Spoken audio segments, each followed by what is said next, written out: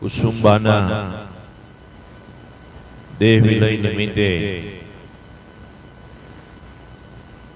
ભજન સત્સંગનો કાર્યક્રમ રાખી સંતો ભક્તોને તેડાવી બધાના દર્શનનો લાભ અપાવ્યો તે બદલ કુસુંબાના પરિવારજનોએ મારા કોટી કોટી વંદન અને જય ગુરુદેવ.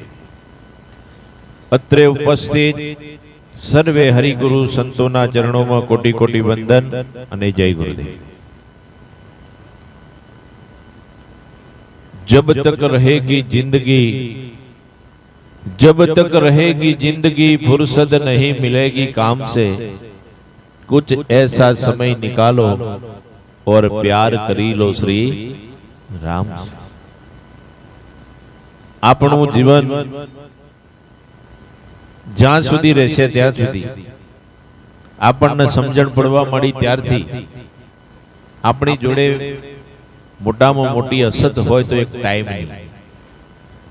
તમે ગમે તેને પૂછી જુઓ તો કે અત્યારે ટાઈમ છે.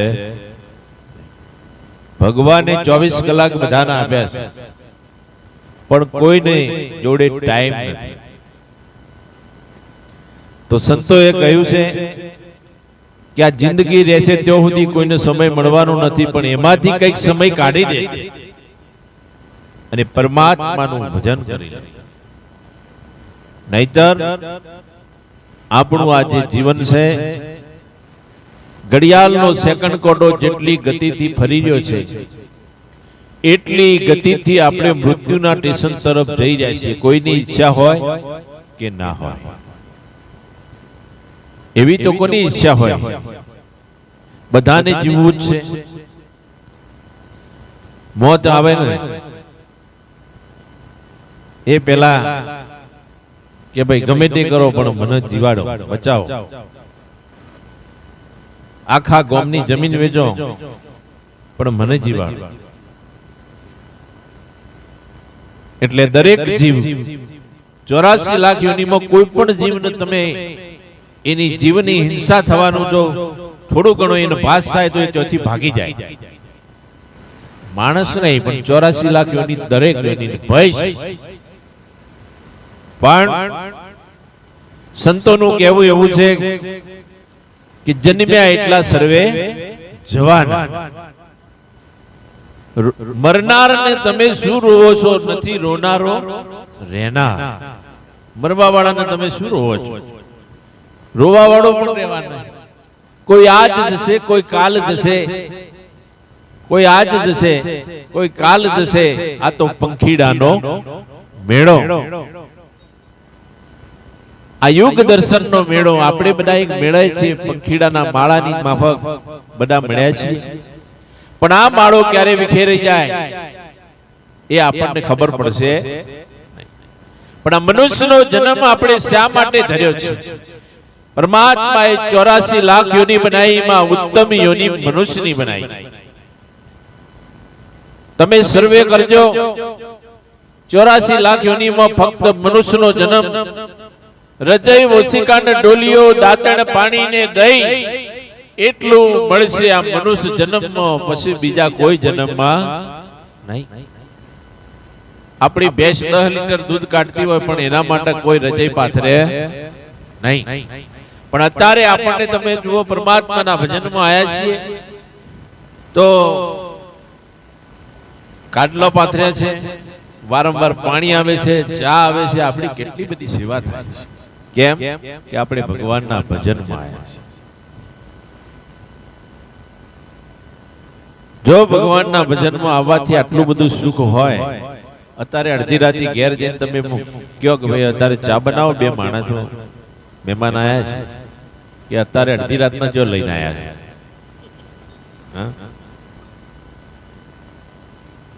અને અત્યારે જો કેવો ચા ને બધું મળે છે, એ પરમાત્માની કૃપા છે. આ જીવન આપણું જે ચાલી રહ્યું છે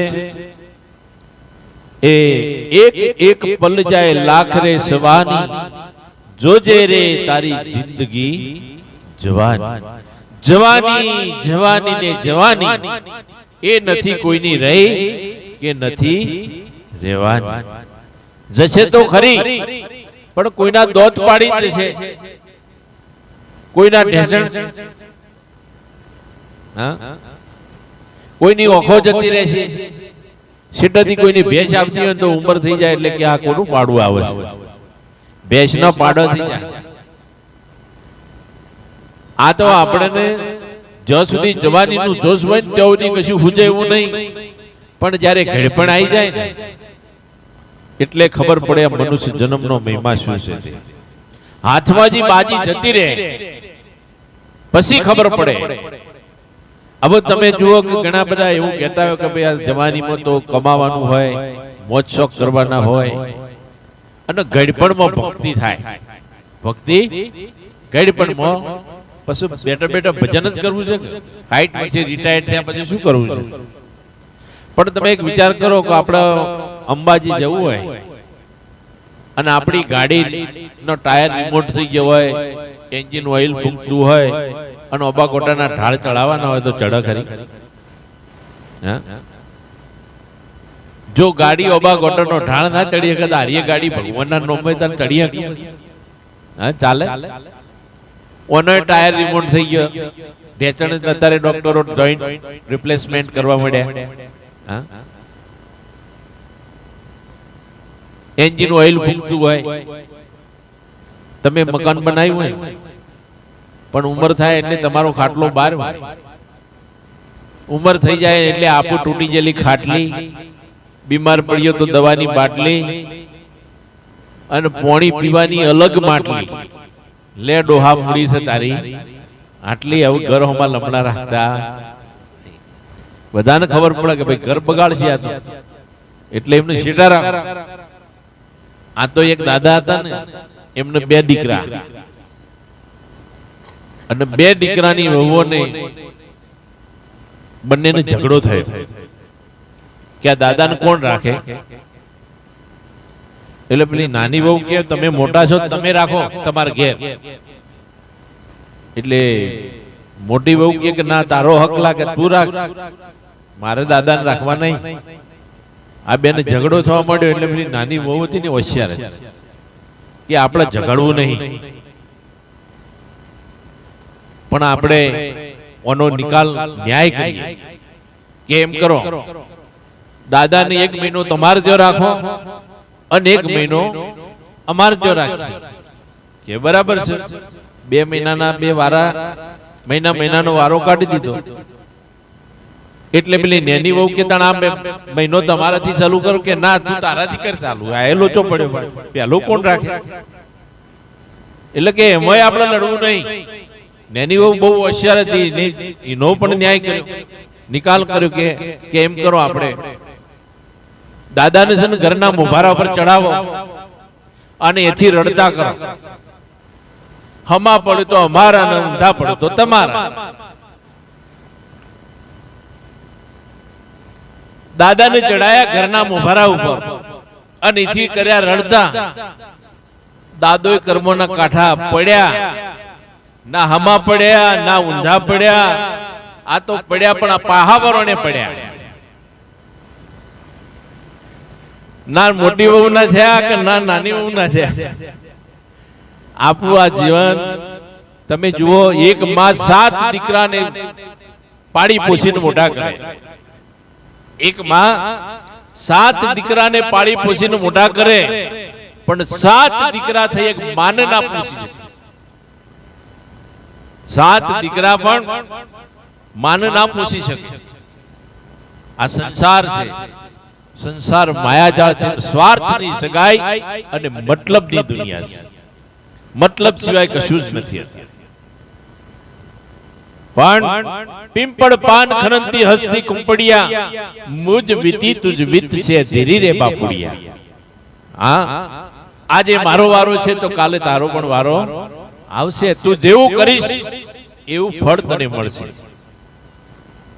આ તો એક દાદીમાની બહુ ઉંમર થઈ ગયેલી અને એમના છોકરાની બહુ, આ દાદીમાન વધારે ઉંમરના લઈ અને ખાવાના વાસણો પણ વધારે એઠા થાય, હાથ બગડે, આ બધું એમનો કપડો પકડે, એટલે એમનો અલગ રૂમમાં ઉતારો આપેલો. અને બહુ હોશિયાર છે, એને એમ કર્યું કે આ વાસણો અમને સાફ કરવા, માજીનો ગંદો વાસણ, એના કરતા કુંભારના ત્યાં જઈ અને પેલો રોમ પાતર લાયા.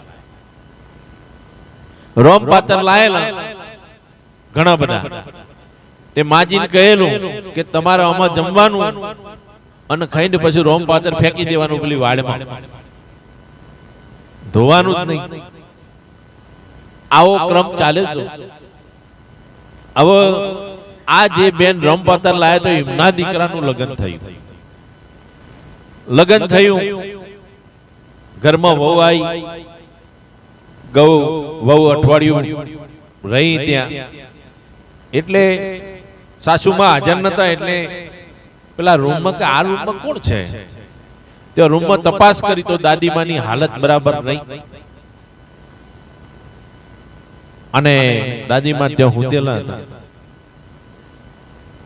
એટલે એને એના ઘરવાળાને પૂછ્યું કે આ કોણ છે, કે મારા દાદી. તો કેમ આવી હાલત કરી એમની તમે? તમારા દાદી છે તો એમની તમે કેમ સેવા નથી કરતા? કે મારી મમ્મી આવું બધું કરે છે. પેલી ભણે સંસ્કારી ભાઈ હતી. પછી એના સાસુમાં બજારમાંથી આયા, એટલે વહુએ પૂછ્યું કે બા, મમ્મી આ કોણ છે? કે એ બાજુ તારે નહીં જવાનું, એ બધું તારે એ રૂમમાં જવાનું જ નહીં. કે કેમ? એ છે કોણ? કે મારી સાસુ છે. તો કેમ એમને આવી હાલત કરીએ? તને ખબર ના પડે, તું હજુ નાની છે.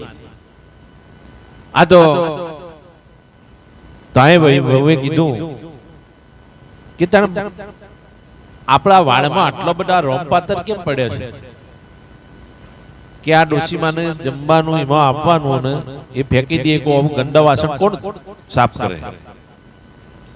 એટલે પેલી વહુને મગજમાં બધું ફિટ કરી દીધું. થોડો સમય થયો. એક દિવસ સાસુમાં બજાર ગયા અને પેલી વહુએ બધા રોમપાતર જે પડ્યો હતો ને એ બધા સાફ કરી દીધો અને લાઈન રૂમમાં ગોઠવી દીધો વ્યવસ્થિત. અને સાસુમાં બજારમાંથી આવ્યો, આમ જોયું કે હા આ રોમપાતર કોણ લાવ્યું અહીંયા? પેલી વહુ કે હું લાવી. કે કેમ? આવા ગંદા વાસણ અહીંયા આપણે જરૂર નહીં, આપણે તો નવા લાવી દઈશું, બીજા જરૂર પડશે. કે હવે છે ને પ્રજાપતિઓએ ઘડવાનું બંધ કરી દીધું છે. તમે તમારી સાસુ માટે જ લાવ્યો, પણ મારે મારી સાસુ માટે જોઉં ને એટલે હું સંગ્રહ કરું છું. હા, એટલે પેલા બંધ થયું કે ના, મારો કાલ વારો તો આવશે. એટલે આવું આપણી બાજુ તો કોઈ ના કરે. આપણે તો બધા સંસ્કારી હોય, ભણેલા ગણેલા હોશિયાર હોય, એટલે બધા સેવા કરતા હોય માતા પિતાની, સાસુ સસરાની. અને જો સેવા કરશે એને મેવા મળશે. આ જીવન છે ને એકબીજાના આધાર છે. આધારથી જીવન ચાલી રહેલું છે. તો આ જીવનની અંદર ખરેખર કુસુંબાને એમના જીવનની કમાઈ છે, એમનું કંઈક પુણ્ય જમા છે કે જેમનો દેહ ના હોવા છતાં પણ આપણા બધાને ભેળા કર્યા છે. નહીતર આવા તો ગામની અંદર ઘણાનો શરીર છૂટી જતા હોય, પણ કોઈને બોલાવે નહીં કે કોઈ આવે નહીં ને બધું પતી જાય. અને અત્યારે તમે જુઓ, 2 વર્ષ પહેલા કોરોના આવ્યો હતો ને, અને કોરોનામાં જે જાય એમની કોઈ ક્રિયા થઈ જ નહીં, જેસીબી વાળી થઈ હતી. કોઈ બેસણું નહીં, કોઈ લોકાચાર નહીં, કોઈ કે કશું જ નહીં, અને બધું બારોબાર થઈ. કોરોનાની એક હકીકત કહું ને, ખરેખર સત્ય ઘટના કહું. આ ગામની અંદર આ ભાઈ મુંબઈ રહેતા હતા, એટલે મુંબઈની અંદર પણ કોરોના વધ્યો. એટલે કોરોના વધ્યો એટલે ત્યાંથી બધા ચલો ભાઈ ગામડે જતા રહ્યા. હવે આ ભાઈને કોઈ કોરોના થયેલો નહીં, પણ ગામ વાળાએ બધાએ નક્કી કર્યું કે બહારથી કોઈ વ્યક્તિ આવે તો એમને ગામમાં અંદર એન્ટ્રી ના આપી, પણ આ સ્કૂલની અંદર બધાનો ઉતારો આપવો ને ત્યાં ક્વોરન્ટાઇન કરવા. એટલે અને બધાને કહેલું કે જેના કોઈ સગા સંબંધી હોય એ એમને ટિફિન પહોંચાડી દે, દવા પણ ત્યાં થઈ જશે, પણ એમને ગામમાં સીધા લાવવા, ડોક્ટરનો રિપોર્ટ ના મળે ત્યાં સુધી નહીં લાવવા. હવે એવું બન્યું કે એક બેન એના ઘરવાળા મુંબઈથી આવેલા, એમના માટે ટિફિન લઈને જાય, રૂમને તાળું મારેલું, બારી એક ખુલ્લી રાખેલી. હવે એક લોબુ લાકડું લાયેલા, એ વોસે ટિફિન બળગાડી અને પેલા ભાઈનું આમ ધરે. પેલો ભાઈ કે મને કશું કોરોના નહીં થયો કે કશું થયું નહીં, અને તમે નજીક આવો, મને કશું થયું નહીં, હું કમ્પ્લીટ જ છું. પેલી બેન કે ના, આ તો અમન થઈ જાય, તો તમે ત્યાંથી આવ્યા છો. પેલો ભાઈ કે મને કશું નહીં થયું. તો પેલી બેન ને ના મળ્યું કે આ ટિફિન બિફિન લઈ જા, મારે ખાવું નહીં, ઓના કરતા હું મરી જવું તો સારું. એટલે સંતો તો કાયમથી કહેતા હતા કે ભાઈ કોઈ કોઈનું નહીં રે, કોઈ કોઈનું નહીં. પણ કોરોનામાં આપણે સમજાણ્યું કે કોઈ કોઈનું નથી. આ તો બધા જો બધી હાથ પગ હાજા હોય તો બધી બધા ખમા ખમા કરે, અને આપણે પરાધીન ધ્યાન નહીં કે પછી ભગવાન પર પ્રાર્થના કરે કે પ્રભુ અમારા દાદા કે દાદીને તારા દરબારમાં લઈ જા, તો 5 નકોડી 11 કરીશું, 5 મણ દોણા ચબૂતરે નાખીશું, આખી નાત જમાડીશું, પણ હમણે લઈ જા. ઘરમાંથી જાય ખોખું ને ઘર થાય ચોખ્ખું. આપણી આટલી કિંમત થવાની છે. એટલે સંતોએ કીધું છે કે 100 દી ઘણું સજા, 1 દી સજાશે કે નહીં, ભણ કહે છેલ્લી ઘડીએ લાજ રહેશે કે. આપણું આ જીવન છે એ આપણને મળ્યું છે. ખાઓ પીવો ખર્ચો પ્યારે ધર્મપૂર્ણ કુછ કર લો, यही तेरे संग चले नहीं तर फोगड़ जाएगा फेरा, फोगड़ जाएगा फेरा ये समझ मन मेरा, आखिर होगा जंगल का डेरा. एक दिवस डेरो થઈ જશે ને બધું એનું હોય પડ્યું રહેશે ને બધું મૂકીને જતું રહેવાનું થશે.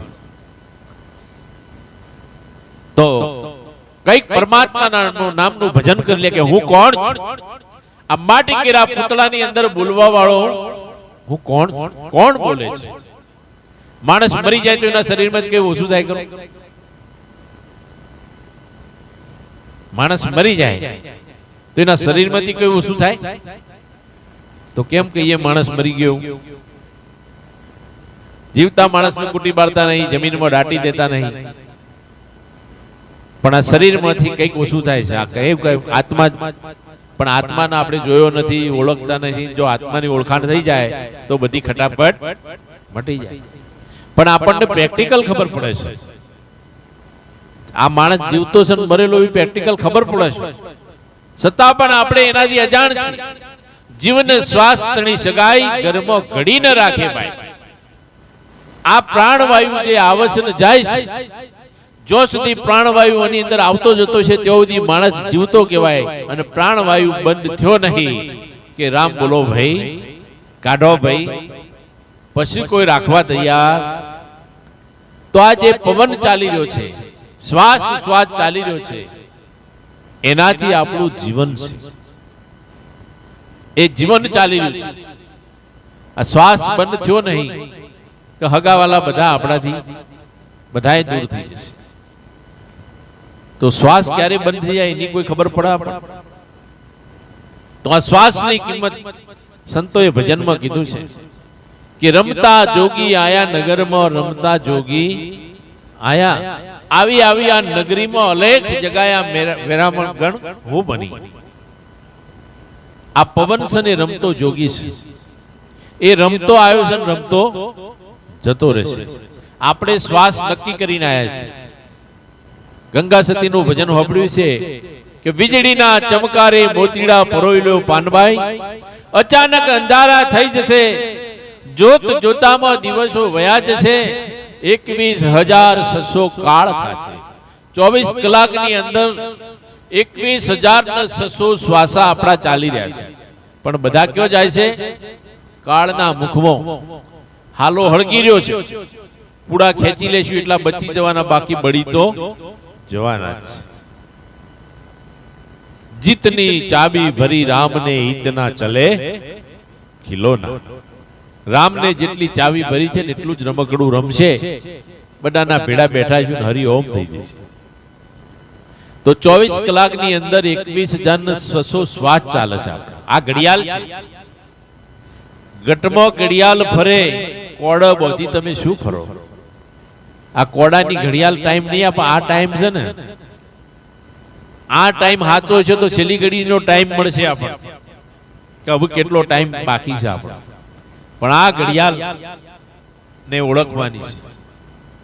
આ ઘડિયાળ ચાલી રહી છે. 1 કલાકના 900 શ્વાસા થાય, 1 મિનિટના 15 શ્વાસા. આ ગણતરી છે. અને આમાં તમે જેટલા વધારે વાપરો એટલું આયુષ ટૂંકું થાય, અને ધીમા વાપરશો એટલું આયુષ લાંબુ થાય. એટલે કીધું કે હજુ તારા હાથ બાજી કરી લે સાહેબ ને રાજી, તો મૂડી થશે તારી તાજી. હજુ આપણા હાથ બાજી છે. અને આ બાજીને સમજ ઓળખવા માટે સદગુરુની જરૂર પડે છે. ગુરુ બિન જ્ઞાન ના ઉપજે, ગુરુ બિન મિલે નહીં ભેદ, ગુરુ બિન સંશય નહીં ટળે, ભલે વચન ચારે. ગમે તેટલા વેદ પુરાણ શાસ્ત્રો આપણે વાંચીશું, પણ સદગુરુની શાન વગર ભાન નહીં થાય. એટલે આ દેહની અંદર કહ્યું ને કે ગીતાનો અભ્યાસ બધાએ કર્યો છે, ગીતાનો પાઠ કરતા છે. તો ગીતાજીની અંદર ભગવાન કૃષ્ણએ વાત કરી છે કે આત્મા અજર અમર અવિનાશી છે. એ આવતો નથી, જતો નથી, જન્મતો નથી, મરતો નથી. આ નરી ઓકે દેખાતો નથી, શસ્ત્ર સેદી શકતું નથી, પાણી ભીજવી શકતું નથી, પવન સૂકવી શકતો નથી. એવો અજર અમર અવિનાશી આત્મા છે. તો તમે કોણ છો? જો તમે આત્મા હોય તો મરવાનું હોય ખરું? કે આત્મા મરતો જ નથી. એ આવતોય નથી કે જતોય નથી. તો કોણ આવે છે, કોણ જાય છે, કોણ જન્મે છે, કોણ મરી જાય છે? આનો જ્યાં સુધી ભેદ નહીં સમજાય ત્યાં સુધી આપણો ભય ટળે એવો નથી. મોટા મોટો ભય આપણને છે સનો મરવાનો. હું મરી જઈશ તો આપણને મોટા મોટો ભય મરવાનો છે. તો આત્મા મરતો નથી તો કોણ મરી જાય છે? જન્મ ને મૃત્યુ આ દેહનો ધર્મ છે. જન્મ લેવો અને મરી જવું, મળી જવું, એ આ શરીરનું કામ. શરીર એ તમે નથી, શરીરની અંદર રહેવા વાળા આપણે છે. શરીર એક આપણું ઘર છે.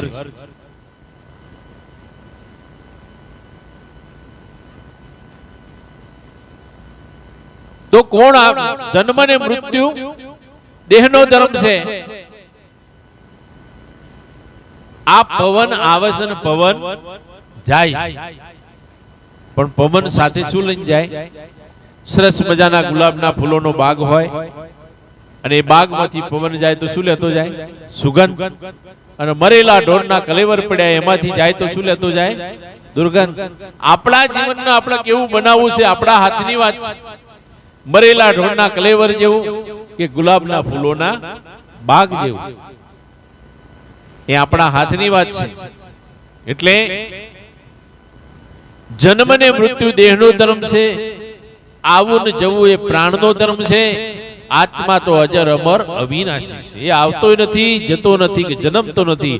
અને એટલે હમણાં ભજનમાં કહેવાયું કે તારા આત્માનું ઓળખ્યા વિના 184 નહીં મટે, તારી ભ્રમણાને ભોગ્યા વિના ભવના ફેરા નહીં ટળે. તો આત્માની ઓળખાણ આપણને સદગુરુ કરાય. તો સંતો કહે છે કે ભાઈ આ દેહ ભીતર બંદા, ભગવાને પણ કહ્યું છે બંદા મુझे काहे ढूंढते बिंदा मन में, मैं तो आकर बसा हूं तेरे तन में, હું તો તારી પાંચ છું. તારા ઘટ ભીતરમાં છું, મને બહાર વધવાની જરૂર નથી. તો તો આવો એક ગામના ગોંદરે એક કાકા સત્સંગ કરતા હતા કે ભાઈ ભગવાનને બહાર દૂર દૂર હોદવાની જરૂર નથી, મંદિર મસ્જિદોમાં જવાની જરૂર નથી, ભગવાન તો આ દેહ દેવળમાં બેઠો છે, આ ભીતરમાં છે. એવામાં એક MS ડોક્ટર તે આવી ગયા, એમને પણ સોંપડ્યું કે કાકા એમ કે છે કે ભગવાન આની અંદર છે, આ શરીરનો કોઈ એવો ભાગ નથી જેને મેં ચીરીને જોયો ના હોય, પણ આની અંદર કોઈ જગ્યાએ ભગવાન છે. હાડ મોસ ને હાડકા સિવાય, લોહી સિવાય બીજું કશું જ નથી. એટલે પેલા ડોક્ટર સાહેબે પેલા કાકાને કીધું, કાકા આ ગામના લોકોને શું ઉઠો ભણાવો છો? આ શરીરમાં તો ભગવાન ના હોય, આ શરીરનો કોઈ એવો ભાગ નથી જેને મેં ચીરીને જોયો ના હોય. હવે કાકા ગામડાના દેશી અભણ હતા, ભણેલા ગણેલા ડોક્ટર સાહેબને કેવી રીતે સમજાવું? એટલે કાકાએ વિચાર કર્યો. કાકાએ કીધું કે સાહેબ આજે તો મને ટાઈમ ઓછો છે, પણ આવતા રવિવારે તમને સમય હોય તો ગોમના ગોત્ર મારી ઝૂંપડી છે, તમે આવજો, આપણે સત્સંગ કરીશું.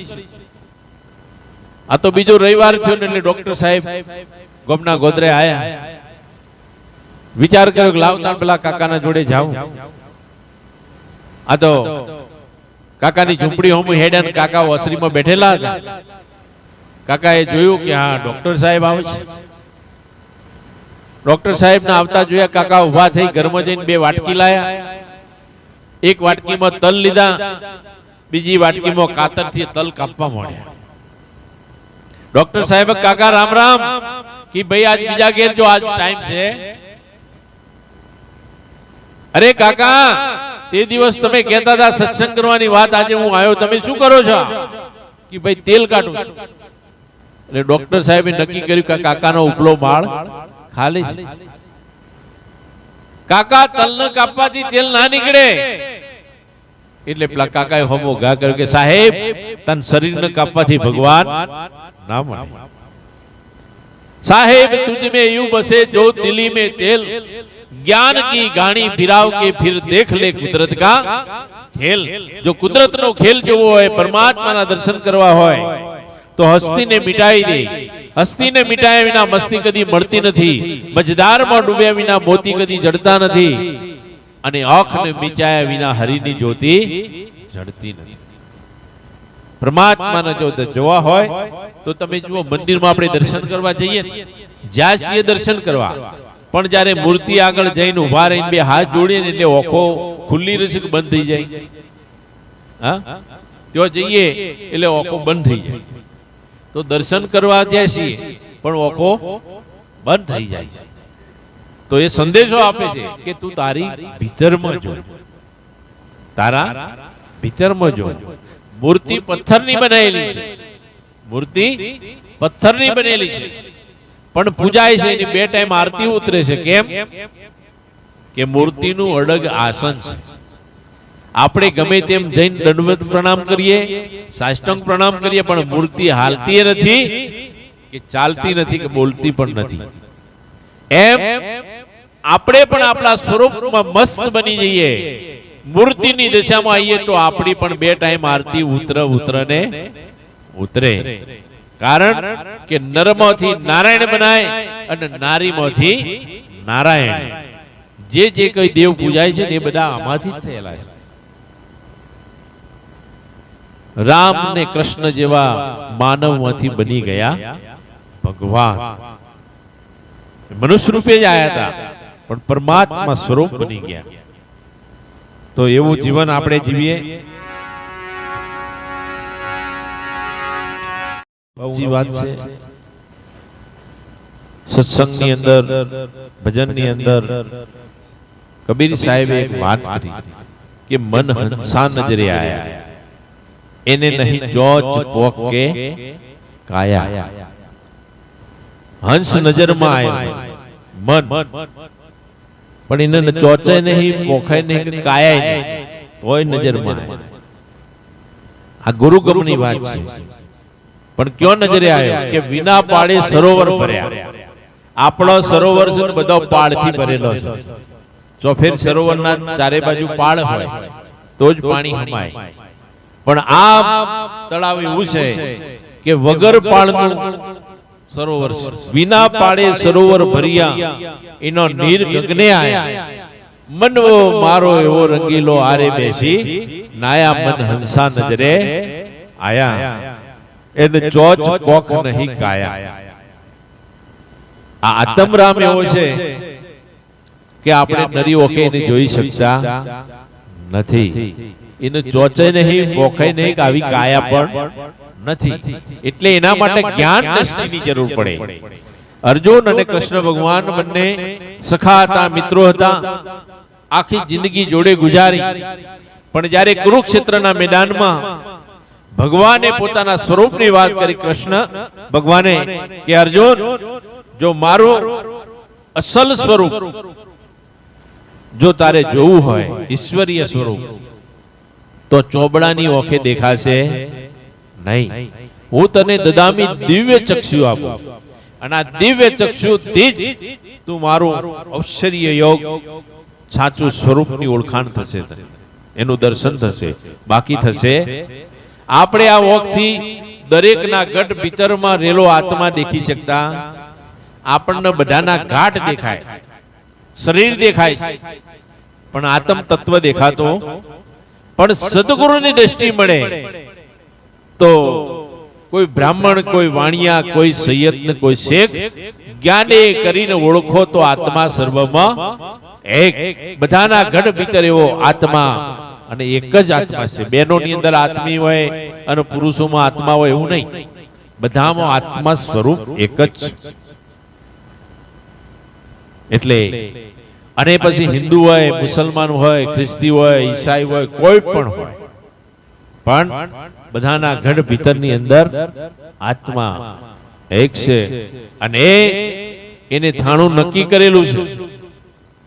આપણે 10 વીઘા જમીનમાં એક કંપની બનાવેલી હોય અને એ કંપનીના માલિકને મળવું હોય તો આખી કંપનીમાં ફરવાનું કે એમની ઓફિસમાં જઈએ તો મળી જાય. ઓફિસમાં જઈએ એટલે આપણને માલિક મળી જાય. તો પછી બધા કહે છે કે આ શરીરમાં ભગવાન છે, ભગવાન છે, તો આખા શરીરમાં હોદવાનો કે કઈ જગ્યાએ એની ઓફિસ હશે? હા, એની ઓફિસ હશે ને. આ જોનારને કોઈ જોતું, આ બધાને જે જોઈ રહ્યો છે, ગણનારો ગણતરીમાં ના આવે, સાહેલી સદગુરુ મળે તો સમજાય છે. આ બધાને ગણવા વાળો, પારખવા વાળો, નક્કી કરવા વાળો, દેખવા વાળો દિલ દેવળમાં બેઠો છે. પણ પૂરા સદગુરુ મળે તો એની ઓળખાણ થાય. એટલે કહ્યું છે કે એ ભીતરની ભૂમિકાની વાત કરી છે કે ત્યો જો તમે જશો સદગુરુના જ્ઞાનથી તો વિના વાદળ વીજળી ચમકે. અહીંયા વાદળોમાં વીજળી ચમકે છે, ત્યાં વગર વાદળે વીજળી ચમકી રહી. વિના વાદળ વીજળી ચમકે, ચમકે નવલખ તારા, ઝરમર ઝરમર મેહુલા વરસે, વરસે છે અખંડ ધારા. આ વરસાદ તો કલાક આવે ને કલાક પછી બંધ થઈ જાય અને ચોમાસામાં જ આવે, પણ આની અંદર જે મેહુલો વરસી રહ્યો છે ને અખંડ ધાર, એક ધારો, એમાં બિલકુલ સહેજ પણ ગેપ નહીં, એવો અંદર આ ધાર વરસી રહ્યો છે. એ ગઢ ભીતરની અંદર એવો ખેલ રચાઈ રહ્યો છે. વિના મૂળે સરોવર તરોવર રચ્યા, વિના મૂળે તરુવર ઝાડ, વિના મૂળનું તરુવર રચ્યો, એના ડાળા નજરે આયા, વન ડાળે વનફળ બેઠો, એને નહીં રૂપ નહીં સાયા, મનંસા નજરે આયા, એને નહીં ચોચ પોકે કાયા. આ બધા ઝાડ છે ને એ મૂળ વાળા છે, જમીનમાં એના મૂળ છે ત્યારે ઉભું રહ્યું છે. પણ આ શરીર રૂપી કાયા રૂપી ઝાડવું છે ને મૂળ વગરનું છે. ઓનો મૂળ ઉપર છે, ઊંધા મૂળે સારી. આપણા મૂળ ઉપર છે, આપણા શરીરના એન્ટેના છે. આ શરીરના જે રૂવાટા છે ને એ બધા એન્ટેના છે. તમે કોઈ જગ્યાએ આમ જતા હોય અને ડર લાગે એવી જગ્યા હોય ને કણ જો ને એટલે તમારો એન્ટેના બધા ઊભા થઈ જાય, શરીરના રૂવાટા ખડા થઈ જાય, તમને ચેતાઈ દે, સજાગ થઈ જાય. એમ વિના મૂળે તરુવર રચ્યો, એના ડાળા નજરે આયા. શરીરના બધા ભાગ તો આપણને નજરમાં આયા, પણ આ વનફળ બેઠું છે ને, જે ફળ છે ને એ વગર ડાળ ઉપર બેઠેલું. વીણા ડાળે વનફળ બેઠા, નહીં રૂપ નહીં છાયા. મનંસા નજરે આયા, એને નહીં ચોચ પોકે કાયા. એટલે આનો ભેદ સમજવા માટે આપણે કબીર સાહેબે કીધું છે, તો એ વાણીને સમજવા માટે માનો કે આપણે અંગ્રેજી ભાષા વાંચવી હોય, એને બોલવી હોય તો ભણેલા શિક્ષક જોડે જઈને ભણવું પડે, નહીતર કાળા અક્ષર પેન્ટ બરોબર એવું થઈને આપણે રહે. એટલે આપણે ભલે ગમે તેટલા ભણેલા હોય પણ સદગુરુની શાન નહીં હોય તો આનો ભેદ નહીં સમજાય. વિના જીભે પંખી બોલે. આ હું બોલી રહ્યો છું પણ અહીંયા જીભથી બોલાઈ રહ્યું છે, પણ અહીંયા તો એવું બોલે કે વિના જીભે પંખી બોલે, બોલે અગમની વાણી. કહત કબીરા સુનો ભાઈ સાધુ, આ વાતો જે વિરલે જાણી. કોઈ ઝવેરી હોય ને એ આ વાતને જાણી શકે. હીરો પડ્યો છે પણ આપણે તો એનો હીરાની પારખ નહીં, એટલે પથ્થરના મૂલે જાય છે. પણ કોઈ ઝવેરી મળી જાય તો એની પારખ થઈ જાય. આ તો એક બેન હતી ઝાડુ મારવા વાળી, રાજાના રાજમહેલમાં ઝાડુ મારે. એક દિવસ ઝાડુ મારતા મારતા મારતા એક કાવડો ચમકદાર પથ્થર જેવું એના હાથમાં આવ્યું, એટલે એને લઈ લીધું કે મોટા ઘરની વસ્તુ છે, કોક દિવસ કામ લાગશે. આ તો બેન લઈ અને ઘરે જઈ ઘેર જઈને ઘરના ખૂણામાં મૂક્યો, કારણ કે એને કોઈ કિંમત માની તો ખબર જ નથી.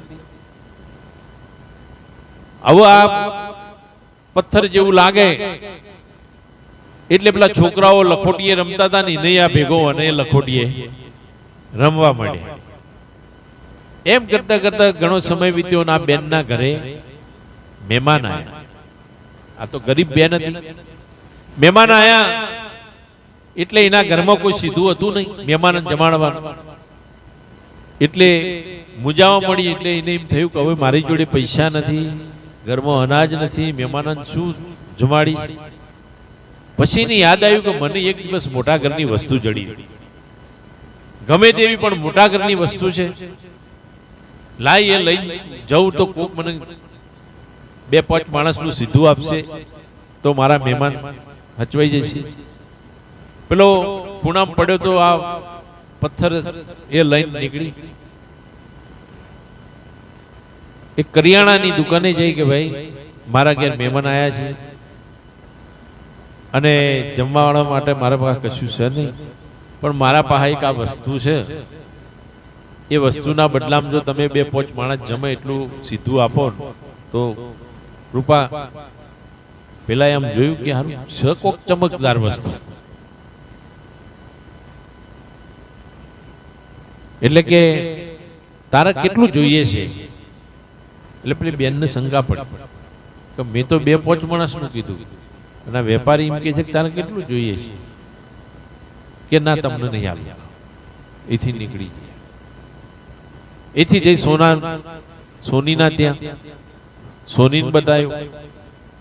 સોનીને જોયું કે આ તો કિંમતી પથ્થર લાગે છે અને આ એક ગરીબ અભણ ભાઈના હાથમાં ક્યાંથી આવ્યો છે, કે બેન તારે શું લેવું છે, કે એનું શું આવશે, કે તારે ₹1,00,000 લેવા તો હું તો આપી દઉં. એટલે પેલી બેન કે હા, પેલો ભાઈ આટલી કિંમત કરતો હતો અને લાખની કરી તો અમો કંઈક છે, અહીંથી પણ આગળ જવાય. એથી ઝવેરી બજારમાં જઈ ઝવેરીને આપ્યો, એટલે ઝવેરીની ઓખો ફાટી ગઈ કે આ તો હીરો છે, અમૂલ્ય રત્ન છે, આની કોઈ કિંમત ના થઈ શકે. અને આવી આ બેનના જોડે જેને ખબર નથી, એટલે પેલો મનમાં હરખાવા મળ્યો કે બેન તારી પાસે તારે શું જોઈએ, કે તમે શું આપશો. કે 8-10 લાખ રૂપિયા પડ્યા છે, લઈ જા. પેલી બેન કે હું બધા જવું એના કરતા મારું કોમ કરી દેવે ને. મહેમાનો ઘેર પૂછા થાય કે તમે જે હાલો તે હું લઈને જતી રહું.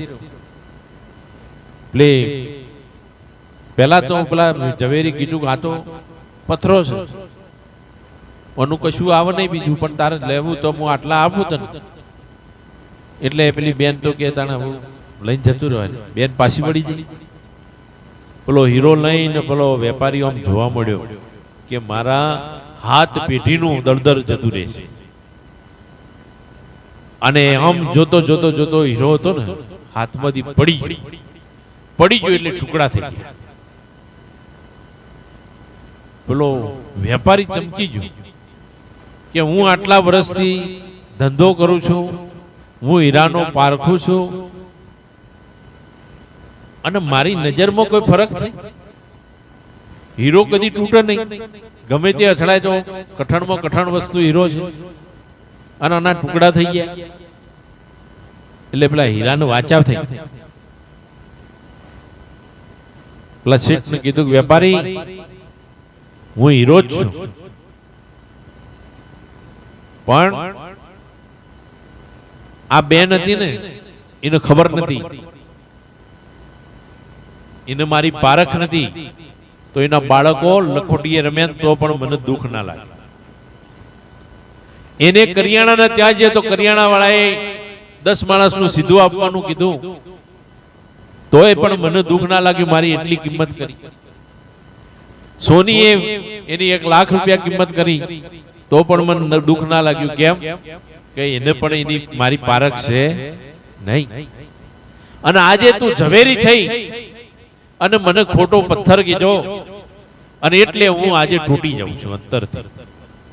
એટલે જગતની અંદર આ જગત ઝવેરી છે, જગત ઝવેરી છે, પણ સંતોષન સાચા એ સાચા હીરો છે. જો સાચા સંતોની કિંમત જગત નહીં કરે તો સંતો પણ અંતરથી તૂટી જવાના. સાચા હોવા છતાં પણ, હીરો હોવા છતાં પણ તૂટી જાય. એમ સાચા માણસની કદર કરવીને કરવી. આપણે જાણીએ છીએ, એને આપણને ખબર છે, છતાં પણ જો નહીં કરીએ, કે ગામમાં સારા માણસ હોય અને સારા માણસની કદર નહીં કરો તો એના ગામ પ્રત્યે એનો ભાવ નહીં થાય. અને જો તમે એની કદર કરશો તો એ પોતાની જાત કસી નાખશે, બીજાના માટે જાત કસી નાખે. એવું આ જગતની અંદર. એટલે સાચા માણસની કદર કરવી, સાચા સંતોની કદર કરવી, એ કારણ કે જગતે ઝવેરી છે, જગતને બધી ખબર પડે. અહીંથી ઉભા થયા ને એટલે તરત બધાના વકડા નીકળશે. આ ઓમ હતું નારી, બધાના ઓગળા કાઢી નાખા. જગત છે ને એ તો ઝવેરી છે. એટલે સંતોના ભજનમાં રહી અને સાચી વાતને જાણી લેવી, એ જ મનુષ્ય જન્મનું સાર્થકપણું છે.